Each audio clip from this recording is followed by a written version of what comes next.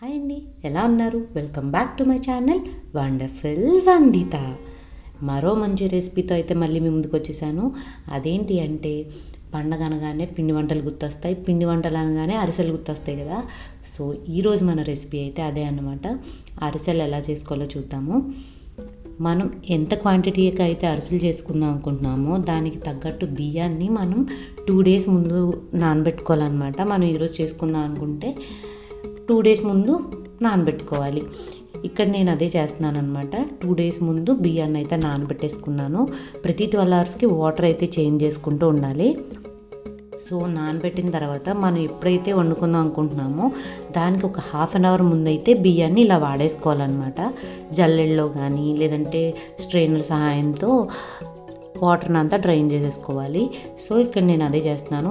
అలా చేసిన తర్వాత ఒక 1/2 hour అయితే పక్కన పెట్టేసుకుంటే మొత్తం వాటర్ అంతా బయటకు వచ్చేసి కొంచెం చెమ్మగా అయితే ఉంటుంది అనమాట. చూపిస్తున్నాను కదా, జస్ట్ అలా తడి ఉంటుంది అంతే. ఇప్పుడు ఈ బియ్యాన్ని మిక్సీ అయితే పట్టుకోవాలి. కొంచెం కొంచెంగా వేసుకొని మిక్సీ పట్టుకోవాలి. చూడండి, ఇక్కడ మిక్సీ పట్టిన పిండి దీన్ని మళ్ళీ జల్లించుకోవాలన్నమాట. మెత్తని పిండి వచ్చే జల్లెడ ఉంటుంది కదా, దాంట్లో జల్లించుకోవాలి. ఇలా మెత్తటి పిండి మొరం పిండి సపరేట్గా అయితే చేసేసుకోవాలన్నమాట. సో నేను ఇక్కడ 2 cups బియ్యానికి అయితే సరిపడా చేసుకుంటున్నాను. ఇంకా ఎక్కువ అనుకోండి, మిల్లు పట్టించేసుకున్న వచ్చిన వెంటనే అయితే కుక్ చేసుకోవాలి. సో నేను ఇక్కడ కొంచెం కాబట్టి ఇంట్లోనే మిక్సీ పట్టేసుకుంటున్నాను. సో ఇక్కడ అయితే మెత్తటి పిండి మొరం పిండి సపరేట్ చేసేసుకుని పక్కన పెట్టేసుకున్నాను. ఈ వచ్చిన మొరం పిండి ఉంటుంది కదా, అది మళ్ళీ మిక్సీ పట్టుకొని మెత్తటి పిండిలా ఆడేసుకోవాలన్నమాట. సో ఇక్కడ నేనైతే అదే చేస్తున్నాను. అది కూడా చూపిస్తాను చూడండి. మెత్తగా ఉన్న పిండి ఎలా ఉంటుందో చూపిస్తాను. చాలా మెత్తగా ఉంటుంది అనమాట. సో ఇలా అయితే సపరేట్ చేసేసుకోవాలి. మిగిలిన బియ్యాన్ని కూడా నేను ఇలానే చేసేసుకుంటున్నాను. కొంచెం చమ్మదనం అయితే ఉంటుందన్నమాట ఈ పిండిలో. సో ఈ పిండి అంతా జల్లించేసుకుని సపరేట్ చేసేసుకున్న తర్వాత కూడా దగ్గరికి ఇలా నొక్కుకోవాలన్నమాట. అప్పుడు కొంచెం సేపటి వరకు ఆ చమాయింపు అనేది ఉంటుందన్నమాట. సో అప్పుడైతే మనకి అరిసెలు పర్ఫెక్ట్గా వస్తాయి. సో ఇలా దగ్గరికి అయితే నొక్కుకోవాలి. సో ఇప్పుడు ఇది ఇలా నొక్కుని పక్కన పెట్టుకొని మిగిలిన ప్రాసెస్లోకి అయితే వెళ్ళిపోదాము. సో ఇక్కడ నేను 2 cups బియ్యం తీసుకుందాం అన్నాను కదా, దానికి మనకి 1.5 cup బెల్లం పడుతుంది అనమాట. అంటే ఏ కప్పుతో అయితే బియ్యం తీసుకున్నానో అదే కప్పుతో 1.5 cup బెల్లం అయితే పడుతుంది. సో ఇప్పుడు నెక్స్ట్ టాస్క్ ఏంటంటే మనది పాకం పట్టుకోవాలి. దానికి నేను ఒక చిన్న గ్లాస్ వాటర్ అనమాట, అంటే పెద్ద గ్లాస్ తీసుకుంటే దాంట్లో 1/2 glass వాటర్ తీసుకోవాలి. లేదు అంటే టీ గ్లాసెస్ ఉంటాయి కదా, చిన్న టీ గ్లాసెస్, దాంట్లో 1 glass వాటర్ అయితే తీసుకోవాలి. నెక్స్ట్ అయితే నేను స్టవ్ ఆన్ చేసుకొని పాన్ పెట్టుకొని దాంట్లోకి వాటర్ వేసుకొని ముందుగా చెప్పినట్టు 1.5 cup బెల్లాన్ని యాడ్ చేసుకుంటున్నాను. ఇప్పుడు నెక్స్ట్ ఇంకొక ఇంగ్రీడియంట్ ఏం కావాలంటే మనకి అరిసెలు అంటే నువ్వులు వేస్తారు కదా, నువ్వులు తీసుకుంటున్నాను. మనం ఇప్పుడు 2 cups బియ్యానికి 1.5 cup బెల్లం, అలాగే 50 grams నువ్వులు అయితే సమానంగా సరిపోద్ది అనమాట. ఎక్కువ ఇష్టపడే వాళ్ళు కొంచెం ఎక్కువ వేసుకోవచ్చు, ఇక్కడైతే సమానంగా సరిపోతుంది. ఇప్పుడు ఇది కొంచెం లేతగా పాకంగా ఉన్నప్పుడే ఆ నువ్వుల్లోకి కొంచెం పాకం అయితే వేసుకోవాలన్నమాట. నువ్వులకి సరిపడా, అంటే నువ్వులు అన్నిటికీ అంటుకునేంత సరిపడా మనం పాకం అయితే వేసుకోవాలి.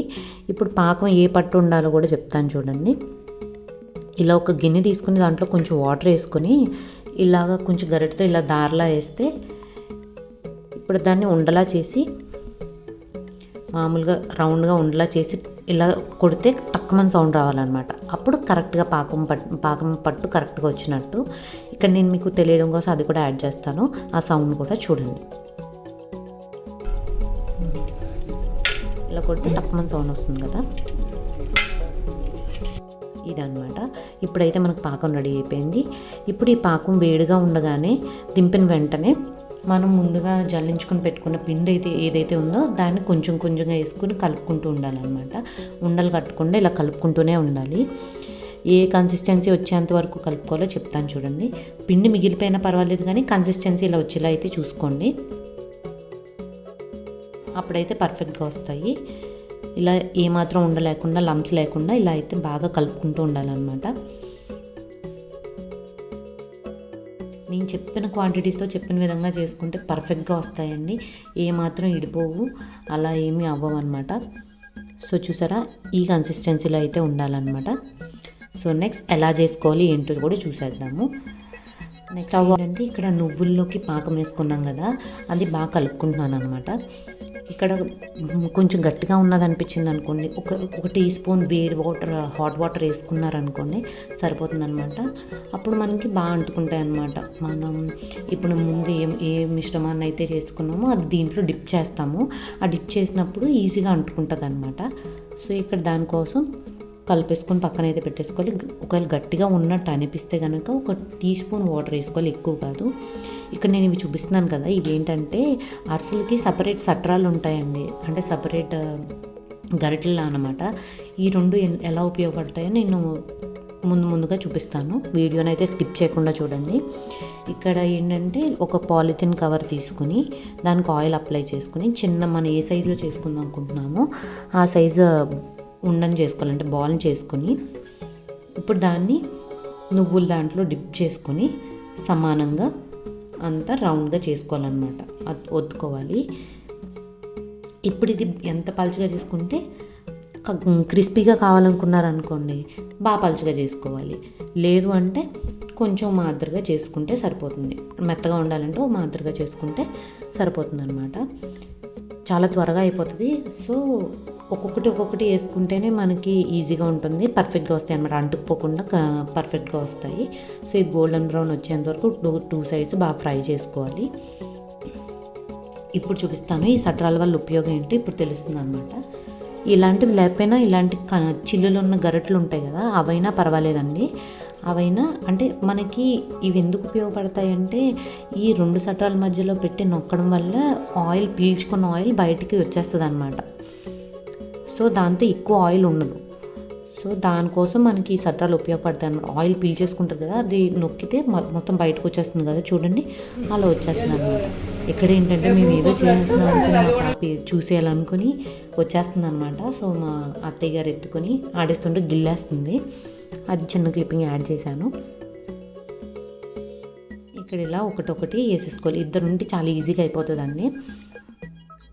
ఒకళ్ళుంటే ఏమంటే ఒకటి తర్వాత ఒకటి ఒత్తుకుని ఒకటి వేసుకుని అలా చేసుకోవాలి.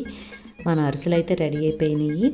రెడీ అయిపోయిన తర్వాత చూడండి మా పాప వాళ్ళ డాడీకి ఎలా తినిపిస్తుందో చూడండి. పెట్టినట్టు పెట్టి వెనక్కి తీసేస్తుంది అనమాట. ఇలా ఆడుకుంది. పాప అయితే బాగా అలర్ట్ చేస్తుంది. దానివల్ల వీడియోస్ అయితే కొంచెం లేట్ అవుతున్నాయి. సో ఇంకా బోల్డ్ వీడియోస్ రాబోతున్నాయి, మిస్ అవ్వకండి. సో మీరు కూడా ట్రై చేసి ఎలా వచ్చాయో ఏంటో నాకైతే తెలియజేయండి.